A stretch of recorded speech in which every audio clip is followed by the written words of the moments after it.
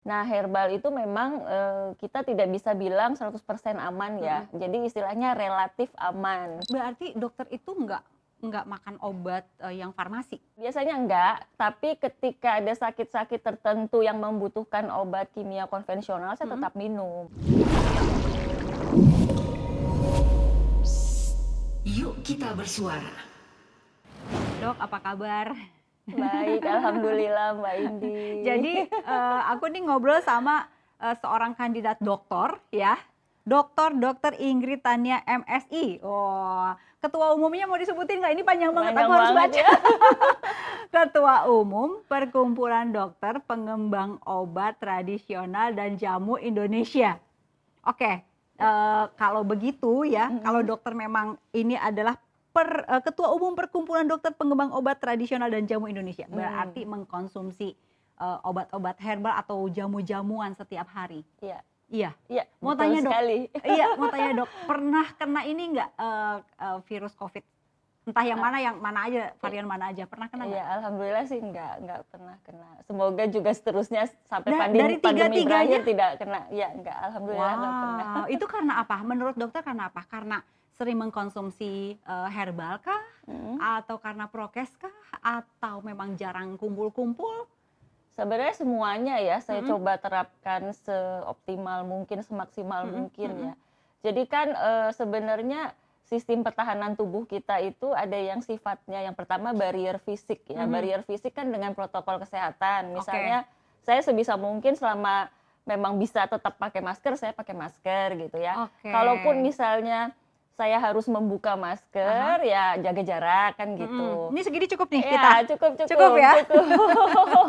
Oke, terus? Heeh, dan, kadang juga memperhatikan ruangan ya, Mhm, apakah mhm, misalnya ada ventilasi yang bisa dibuka mhm, atau, ruangannya perlu didesinfektan dulu, mhm, mhm. disinfeksi dulu gitu ya. Jadi, seperti itu. Kayak tadi tuh sebelum sebelum dokter duduk ya itu, tadi udara di sekitar itu semprot-semprot dulu semua itu salah satu, protokol juga yang bisa diterapkan? Iya, itu Bisa ya? bisa juga karena kan, Oke, paling tidak yang, desinfeksi mhm, yang sifatnya, antimikroba, antivirus kita mhm, tetap bisa pakai ya untuk, oke. sebagai salah satu upaya protokol kesehatan juga. Itu heeh, Kemudian saya juga hindari, meeting-meeting yang sifatnya, offline di ruangan mhm, tertutup mhm, gitu mhm, ya, mhm. kalau bisa di ruangan terbuka kenapa enggak gitu, Dok, seperti nggak itu. lelah ya? Nggak lelah tuh maksudnya dalam arti gini, ini kan 2019 tuh Covid pertama Desember gitu Mhm, kan, anggaplah sepanjang 2020 mhm. setahun, sepanjang 2021 2 tahun gitu.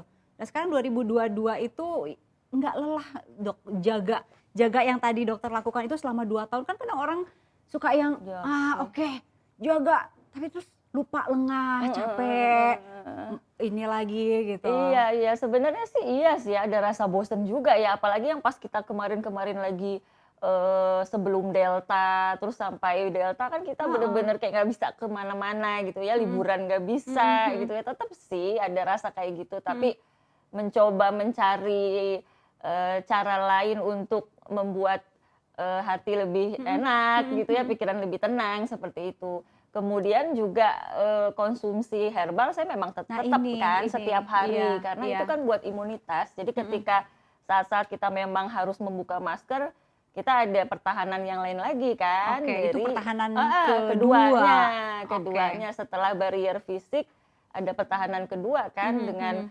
kita mengoptimalkan sel-sel Nah imun itu, kita oke gitu. sekarang boleh tahu nih yang dokter konsumsi herbal apa aja setiap hari? Ya. Jadi setiap hari saya yang pertama-tama itu minum jamu ya, Aha, jamu segar bikinan sendiri jadi homemade. oke yang Heeh. isinya, Isinya ingredients-nya? biasanya bahan-bahan yang ada di dapur ya, Aha, yang seperti empon-empon, ya seperti jahe, jahe, kunyit, atau kunyit, temulawak, serai, kemudian, kayu manis, ya kapulaga, cengkeh. itu disatuin semua? Satuin semua dengan takaran yang tentunya takaran yang aman ya, Mhm, mhm, misalnya untuk sekali minum jahenya itu sekitar, 20 atau 30 gram, kemudian, 30, 20, 30 kalau diukur pakai jari segimana tuh? mungkin 20 gram 2 jari ya. Tapi tetap sih Oh, saya oke. anjurkan pakai timbangan dapur. Maksudnya Oke. saya aja yang udah sering banget bikin ramuan seperti itu saya tetap timbang. Karena Mhm. semakin akurat kan semakin bagus ya. Oke, jahe 20-30 gram. Terus kunyitnya? Kemudian kunyitnya juga bisa 20 gram. Oke, terus? Atau temulawak 20 gram ya. Oke. Kemudian kayu manis 1 batang. Rata-rata kan kayu manis ukurannya mirip-mirip ya. Mm. Jadi 1 batang segini. Mm. Kemudian serai juga 1 batang digeprek. Mm-mm. Kapulaga misalnya 3 sampai 5 butir. Oke, itu sekali Cengkih, minum. cengkih 3 butir 3 begitu. butir. Oke. Iya. Itu Direbus. direbus. Dalam 2 gelas air mendidih gitu ya hingga tersisa setengahnya 1 gelas. Mm-mm. Terus udah angkat, tuang ke gelas.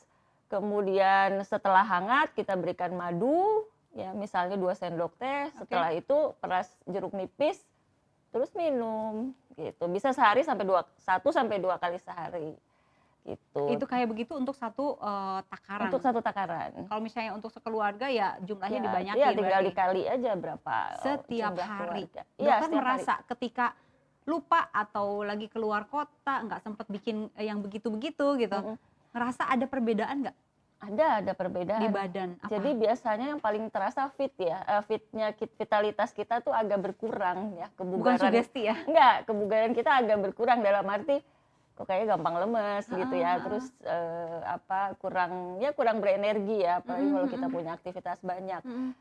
Cuma kalau pas lagi keluar kota misalnya kan nggak mungkin nih misalnya nginep di hotel terus Bikin rebus-rebus sendiri ya, saya pakai yang instan ya, tentunya yang udah bentuk ekstrak Bikin gitu. sendiri juga ekstraknya? Enggak, ekstrak biasanya kan ada pabrik ya, pabrik yang sudah berizin edar Badan POM ya saya ambil lah dari salah satu pabrik yang ada izin edar Badan POM-nya yang misalnya udah dalam bentuk kapsul atau yang bisa juga yang bentuk simplisia yang kering ya, yang bahan kering tinggal diaduk di air hangat lalu minum. Ya, kemudian ketika misalnya sedang banyak aktivitas ya, ketika harus mobilitas kemana-mana atau tidur harus kurang karena banyak pekerjaan misalnya ya, saya penuhi lagi misalnya kebutuhan yang kira-kira nutrisinya lagi kurang gitu ya. Kalau vitamin ya vitamin C misalnya, kalau kurang makan buah, saya tambah suplementasi vitamin C gitu kan. Kurang berjemur tambah vitamin D3 gitu. Terus atau ketika misalnya kita banyak aktivitas, kurang tidur, misalnya tenggorokan udah serak-serak gitu ya, saya ambil misalnya ekstrak habatus sauda atau ekstrak sambiloto yang dalam kapsul, lalu saya minum begitu. Berarti dokter itu nggak makan obat yang farmasi?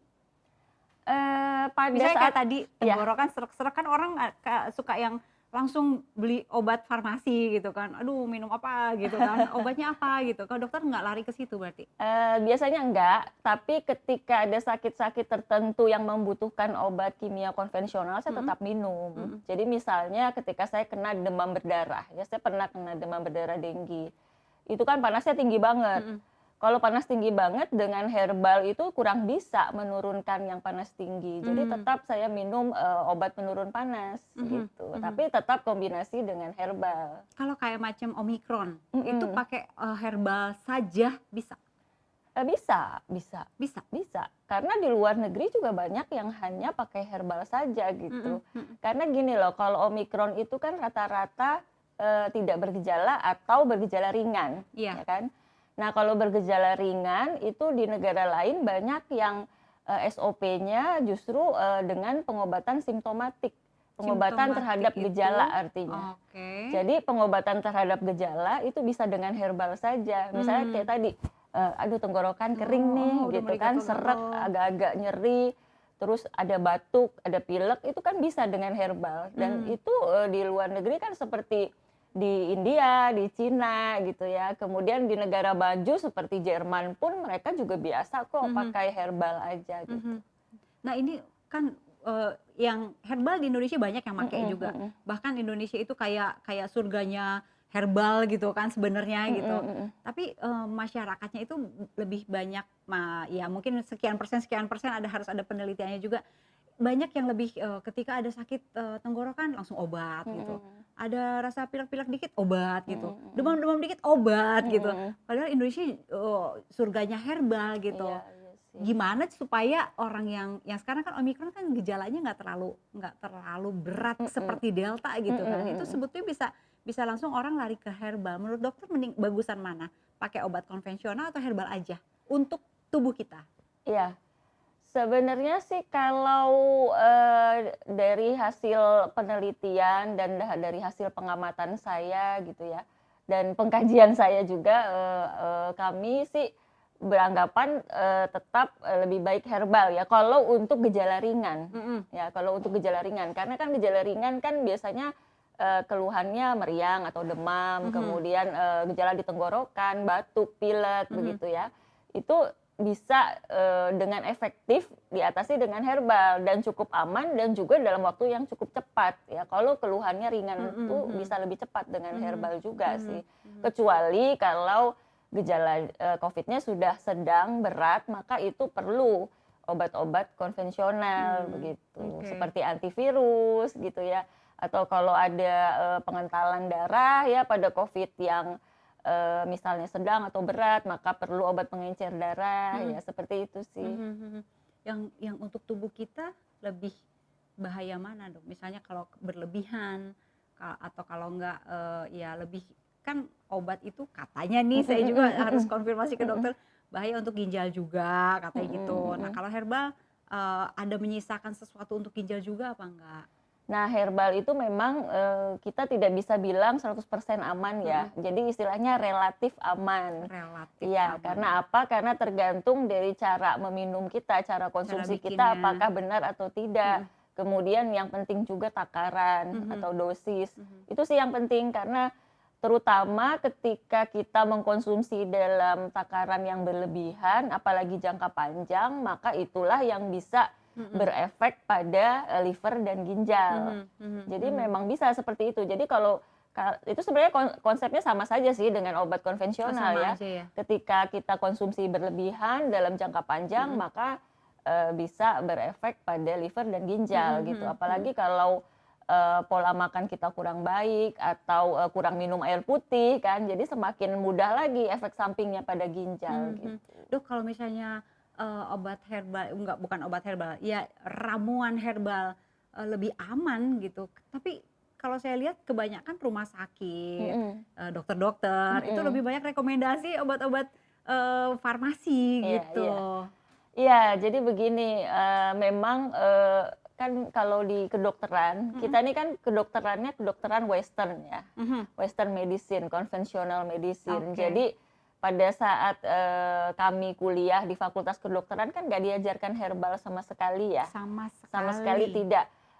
Baru-baru saja nih yang Fakultas Kedokteran yang sekarang-sekarang ini nih ada beberapa sebagian yang memberikan mata kuliah herbal ke mahasiswa kedokteran. Tapi waktu saya kuliah dulu tidak ada sama sekali mata kuliah herbal. Jadi otomatis dokter-dokter lulusannya kan tidak tahu gitu ya tentang herbal. Kecuali kalau dia belajar sendiri atau dia ngambil S2, S3 herbal, ya mungkin dia bisa paham. Tapi kalau tidak, ya tidak paham. Seperti saya dulu lulus dokter umum, ya nggak tahu apa-apa tentang herbal gitu ya. Jadi ketika ditanya pasien, ya sebenarnya kalau kita mau jujur ya kita bilang kita tidak tahu gitu ya. Nah itu kenapa bisa begitu? Karena ya memang pemerintah kita saat itu menerapkan setelah kemerdekaan ya, terutama ya setelah kemerdekaan kan western medicine masuk, malah pengobatan tradisional dilupakan, pengobatan herbal dari negara sendiri dilupakan. Akhirnya itu lebih ke Eastern terkubur, berarti. iya. Akhirnya kan terkubur, nggak kurang digali.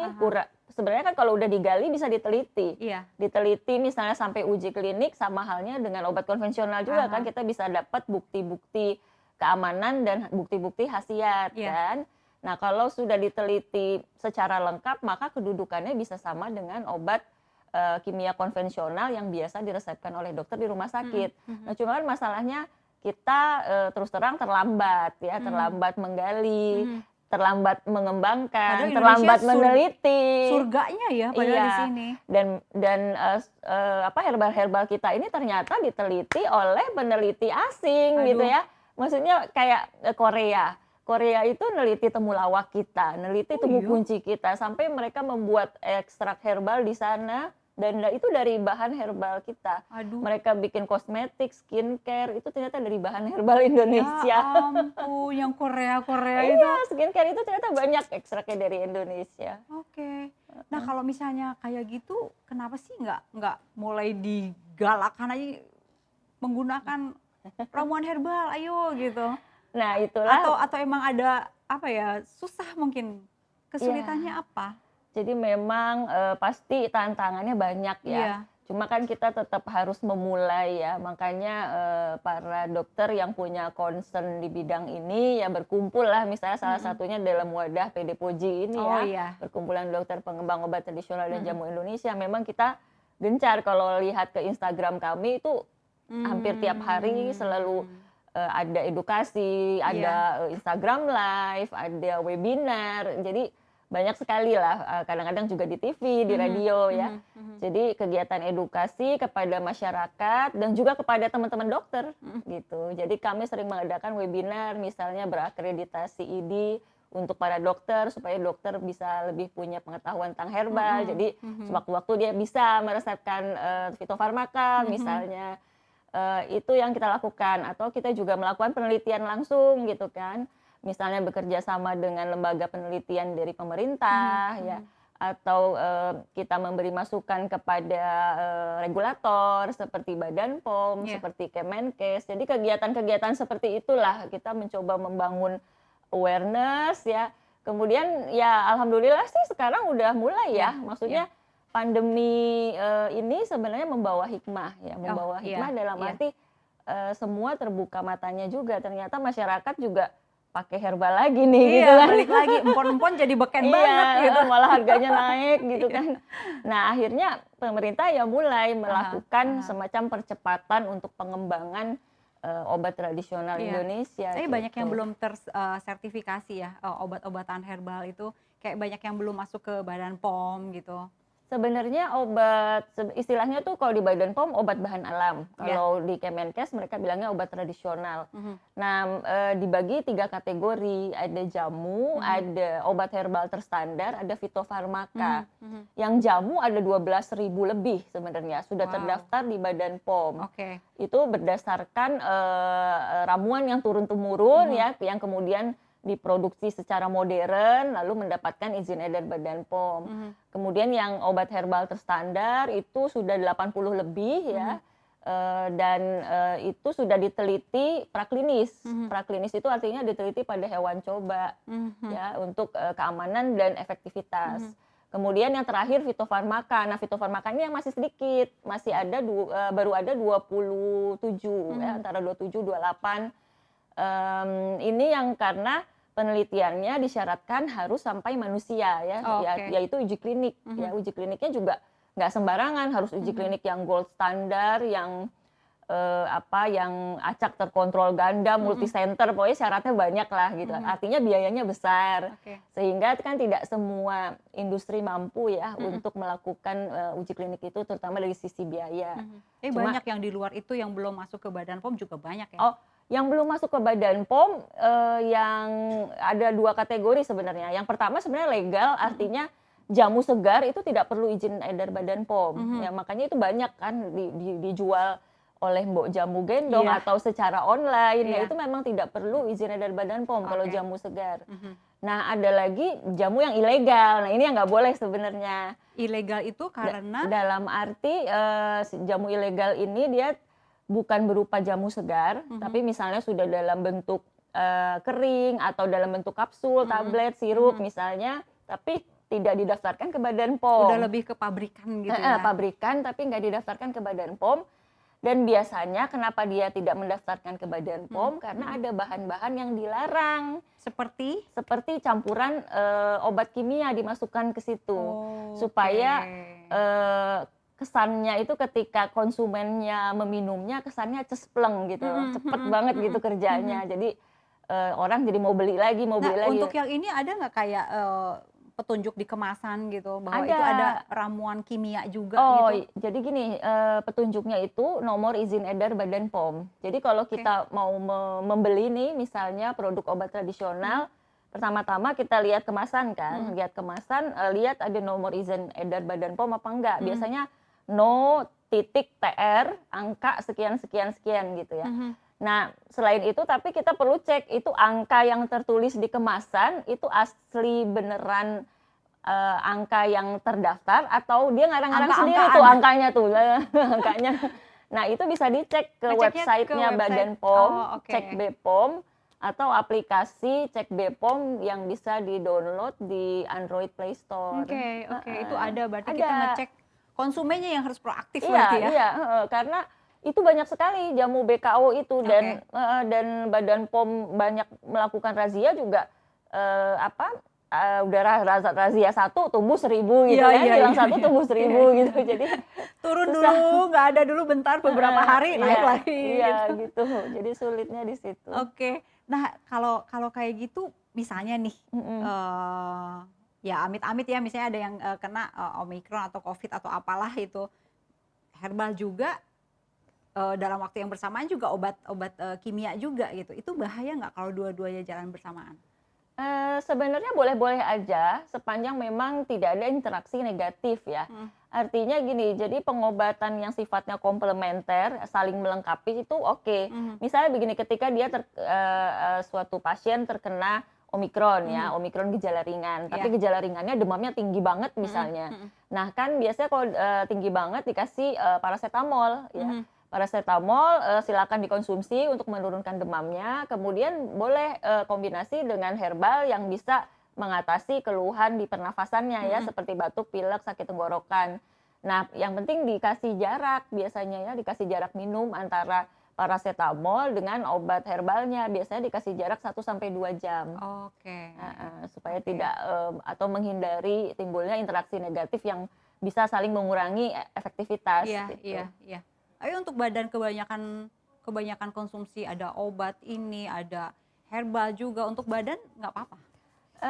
Tidak apa-apa kalau kita konsumsinya memang hanya pada saat kita butuh ya. Artinya kan jangka pendek aja. Kan biasanya ketika kita demam kan biasanya tidak lebih dari seminggu ya. Ya itu aman saja, misalnya paracetamol sampai seminggu misalnya. Kemudian herbalnya bisa setiap hari jangka panjang, untuk herbal-herbal tertentu banyak yang bisa jangka panjang setiap hari itu aman gitu. Ini bisa ambil alih fungsi obat kimia nggak herbal itu secara menyeluruh? Secara menyeluruh tidak bisa. Nggak bisa. Karena begini, herbal itu cara kerjanya tidak bisa instan hitungan detik ya atau hitungan menit gitu. Paling tidak dia bekerja hitungan sejam ya biasanya. Dia sejam dikonsumsi baru bisa bekerja. Karena kalau bahan alam itu memang seperti itu, tidak mungkin bisa cepat atau cespleng. Jadi ketika ada kondisi-kondisi yang membutuhkan segera penanganan, hitungannya udah menit, misalnya orang dengan shock ya, shock anafilaktik yang sudah mau henti nafas atau henti jantung itu kan jelas nggak bisa dengan obat herbal. Jadi harus dengan obat konvensional. Jadi kalau herbal ini memang cocoknya pada penyakit-penyakit yang tidak perlu diredakan dalam waktu hitungan menit gitu ya, hitungan detik atau hitungan menit. Atau malah yang paling ideal itu herbal adalah untuk promotif dan preventif ya. Jadi untuk memelihara kesehatan dan mencegah penyakit. Itu lebih ideal lagi sebenarnya. Yang artinya fungsi promotif preventif ini tidak dipunyai oleh obat konvensional, obat kimia konvensional. Kan tidak ada obat kimia konvensional bisa untuk mencegah atau memelihara kesehatan kan. Itu hanya bisa kuratif ketika kita sudah sakit ya. Tetapi kalau herbal kelebihannya dia bisa dikonsumsi orang sehat setiap hari begitu. Kalau kayak misalnya vitamin C gitu, itu udah dalam bentuk pabrikan gitu. Vitamin D udah dalam bentuk pabrikan gitu. Itu bukan herbal secara keseluruhan kan, isi ingredientsnya? Ya, jadi kalau vitamin itu kategorinya kan suplemen ya, suplemen. Dan umumnya memang dari bahan sintetik ya, karena kan kalau vitamin C sebenarnya sumber alami adalah dari misalnya ekstrak buah-buahan dan ekstrak sayur-sayuran, tapi yang umumnya ada di pasaran sudah dalam bentuk tablet misalnya, itu adalah sintetik dari vitamin C. Ya selama ini sih walaupun itu sintetik, karena itu bukan kategori obat juga, artinya suplemen, sampai saat ini sebenarnya aman dikonsumsi dalam takaran yang sewajarnya ya, Jangka yang tidak panjang? berlebihan. Jangka panjang itu tidak Oke. apa-apa sebenarnya. Tetapi memang tetap harus berhati-hati, Iya. misalnya dibarengi dengan konsumsi air putih yang cukup ya, Hmm. karena yang dikhawatirkan juga bisa misalnya memicu terbentuknya batu ginjal kalau kita kurang minum air putih ya. Jadi kalau ketika mengkonsumsi suplemen itu memang perlu sangat berhati-hati juga ketika kita memutuskan mau jangka panjang gitu. Oke. Tetapi sebenarnya default-nya itu mengkonsumsi suplemen itu ketika kita butuh saja sebenarnya ya, karena semuanya sebenarnya bisa dipenuhi kebutuhan itu dari asupan kita sehari-hari ya. Karena makan sayur dan buah memang kita dianjurkan makan sayur dan buah yang sebenarnya sehari 3 kali gitu, sayur 3 kali, buah juga 3 kali dalam porsi yang memang sudah ada anjurannya tuh. Kemenkes punya tuh takaran isi piringku ya, jadi kira-kira sepertiga piring sayur dan buah itu 3 kali sehari gitu. Kayak nggak pede gitu loh dok kalau belum itu konsumsi suplemen tuh kayak nggak pede gitu. Jadi tiap hari harus minum suplemen ini, padahal enggak ya, tergantung dari kita makannya ini kurang baru konsumsi suplemen gitu. Iya. Itu pun namanya suplemen kan. Iya, karena tetap perlu berhati-hati karena ketika berlebihan liver juga dan ginjal Oke, juga kan yang kena gangguan fungsi liver dan gangguan fungsi Termasuk ginjal. kalau kelebihan suplemen produk herbal, kalau kelebihan juga ginjal juga gitu. Iya, liver dan ginjal juga. Oke. Jadi harus ada takarannya, harus dilihat. Ini kan orang bilang nggak apa-apa, herbal aman kok gitu. Ada yang bilang kayak gitu gitu. Iya. Padahal balik lagi tergantung dari jumlah. Iya. Oke. Jadi sebenarnya konsumsilah sesuai kebutuhan kita. Yang kata kuncinya sih di situ. Oke. Baik, Dokter Ingrid, hatur nuhun. Iya, sami-sami. Terima kasih ya dok kita ya. ngobrol enak juga nih nggak terasa.